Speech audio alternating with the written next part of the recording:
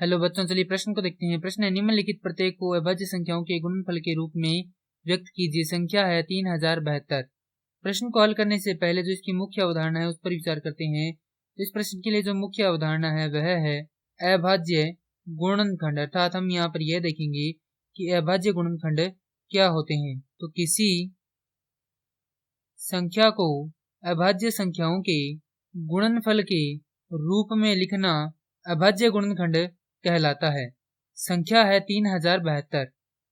हमें इसके अभाज्य गुणनखंड निकालने हैं और यदि हम इसके अभाज्य गुणनखंड निकालें तो हम इस विधि से निकालते हैं।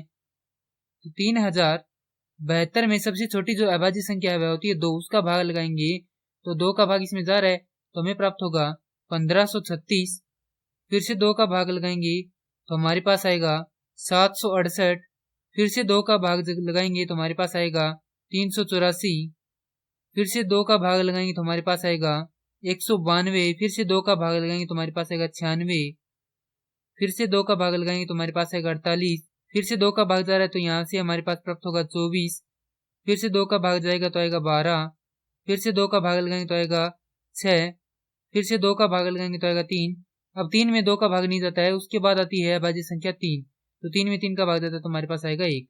तो इस संख्या के जो अभाज्य गुणनखंड है वह हमारे पास प्राप्त होते हैं। 2 कितनी बार है यहाँ पर देखें तो 2, 3 और 10 बार, अर्थात 2 को 10 बार हम यहाँ पर गुणा में लिखेंगे तो 3, 4, 5, 6, 7, 8, 9 और 10। उसके बाद क्या है, हमारे पास 3 है तो यहाँ से हम इसको हटा देंगे तो यहाँ पर आएगा गुणा में 3।